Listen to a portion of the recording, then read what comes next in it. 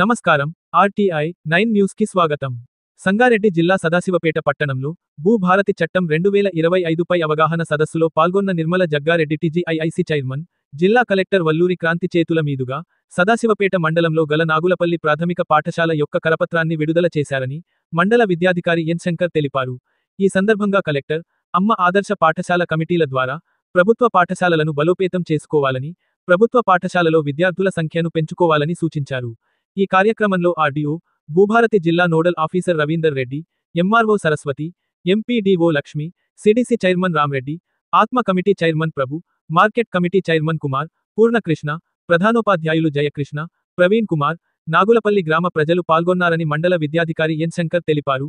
RTI 9 news, Sangareddy జిల్లా stopper Manne Mallesham.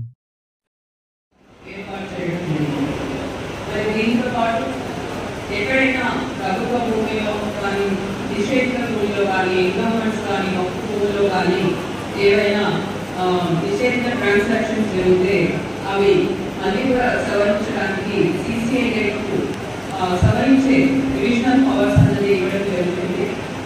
So ఎక్కడైనా అక్రమాలు జరిగినా కూడా వారు సిసిఐ వారికి దరఖాస్తు చేయడం వల్ల ఇవన్నీ కూడా అన్నీ కూడా సరి చేయడానికి కూడా అవకాశం కలుగు జరిగింది. జనవరి 4వ తేదీన భూభారతి చట్టం అమలులోకి వచ్చింది.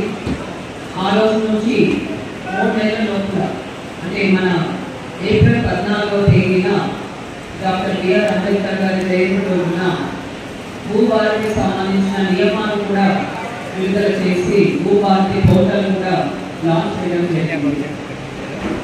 భూభారతికి సంబంధించి ఏవైతే ముఖ్య అంశాలు ఉన్నాయో అవి ఏంటంటే ఇంకా నోటీస్ అన్నది ఇవ్వడం జరుగుతుంది. ఏ రోజుల టైం వాళ్ళకి ఇవ్వడం జరుగుతుంది.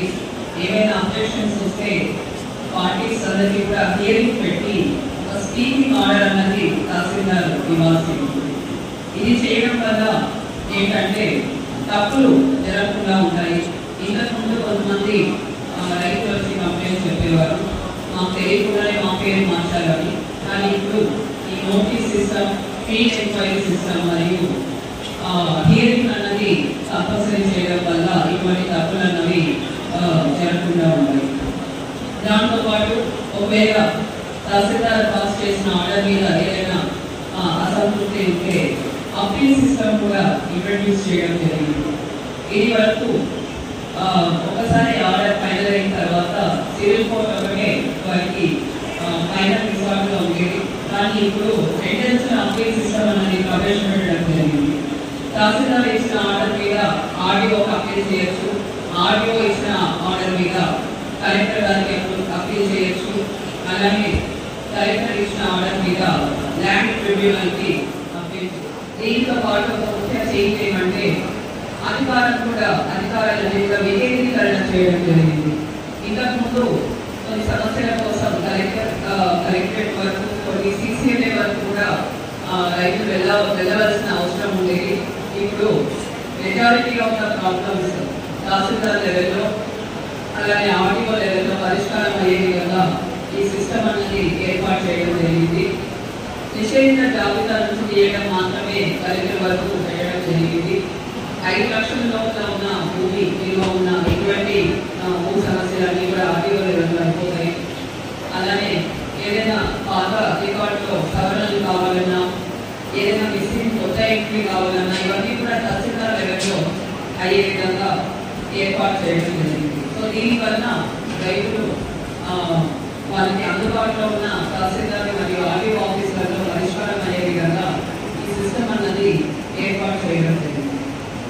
మరి దీంతో పాటు ఇంకొక ముఖ్య అంశం ఏంటంటే ప్రతి భూ పథకానికి కూడా మ్యాప్ అన్నది ఫిక్స్ చేసే విధంగా కూడా దీంట్లో ఒక అంశం ఏర్పాటు చేయడం జరిగింది.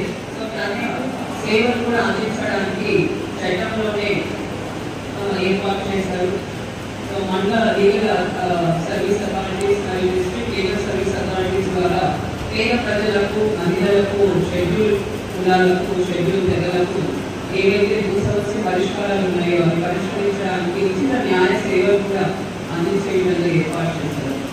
సో ఈ విధంగా ఇంతకుముందు సిస్టంలో ఏవైతే లోటుపాట్లు ఉన్నాయో అవి చాలా తీవ్రంగా పరిశీలించి మన పాత రెవెన్యూ రికార్డ్ ఆఫ్ రైట్స్ చట్టాలన్నీ కూడా పరిశీలించి రైతు సంఘాలతో సమావేశాలు ఏర్పాటు చేసి కొంతమంది మేధావులతో ఏర్పాటు చేసి ఇతర రాష్ట్రాల్లో ఉన్న భూ చట్టాలు చదివి వాటిలో మంచి అంశాలన్నీ కూడా సేకరించి ఒక మంచి నూతన భూభారతి చట్టం అన్నది తెలంగాణ రాష్ట్ర ప్రభుత్వం ప్రవేశించబెట్టడం జరిగింది.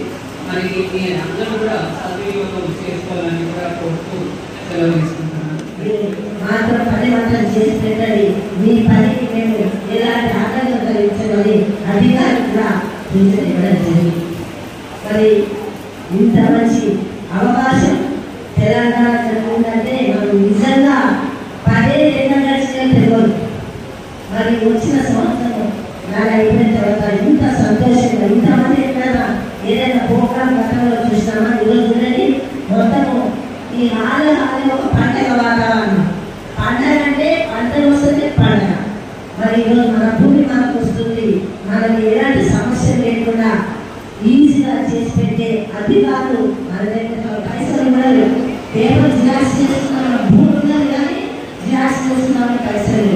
సరే అక్కడ కూడా ఎవరన్నా అధికారుల దగ్గర పోదామంటే దళాలు పట్టుకుంటే వాళ్ళు దళాలు కూడా అధికారులు పీకలు ఉన్నారు కానీ ఒక్క పని కూడా చేసుకోవడానికి కాలేదు కాబట్టి చేసేది. మరి ఇలాంటి పవిత్రాన్ని ఈరోజు కడిగేసేసి ప్రజలను సంతోషంగా మరి ఈరోజు మిమ్మల్ని రైతులని మరి ముందుకు తీసుకెళ్తున్నారంటే మన ముఖ్యమంత్రి గారి విషయం. ఈరోజు భూమి ఇప్పుడే రామరెడ్డి గారు చెప్పి సొంత భూమిని తీసుకుపోయి అది మన పాస్బుక్లో 20 ఎకరాలు ఉంటే ఎక్కువ ఉంటే 2 ఎకరాలు. అలాగే గవర్నమెంట్ పక్కన గవర్నమెంట్ భూమి ఉన్నదనుకోండి, ఆ భూమి పక్కన పట్టాదారు ఉంటే అది కూడా గవర్నమెంట్ భూమి.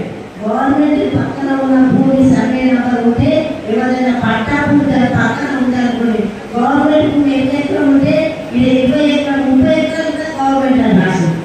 అంటే ఎవరు చేసినట్టు ఎందుకు చేసినట్టు ఎవరి కోసం ఆ ప్రభుత్వం. కాబట్టి ఆ ప్రభుత్వంలో చేసినవి కూడా మరి ఈరోజు ఆ తప్పు కట్టలన్నీ తీసేసి ఇప్పుడు ఆర్టీఓ గారి చక్కగా నిర్ణయించారు. ఏ కాలం ఉన్నాయి, ఏ కాలం ఏమేమి చేస్తారని క్షుణ్ణంగా మీకు వివరించడం జరిగింది. ఇక్కడ ఉన్న అందరికీ అర్థమైంది. ఏ సమస్య ఉన్నా ప్రతి గ్రామంలో కూడా మన సీఎం గారు 14వ తారీఖు లాంచింగ్ చేసినప్పుడు చెప్పింది. ప్రతి గ్రామంలో అధికారులు వెళ్తారు, అక్కడ కూర్చొని సవరించి మరి వాళ్ళకి ఎలాంటి ఇబ్బంది లేకుండా చేసి పెట్టే కార్యక్రమం చేయాలి. మరి అధికారులు కూడా సీఎం గారు ఎంతో మంచిగా మరి సంబోధించారు.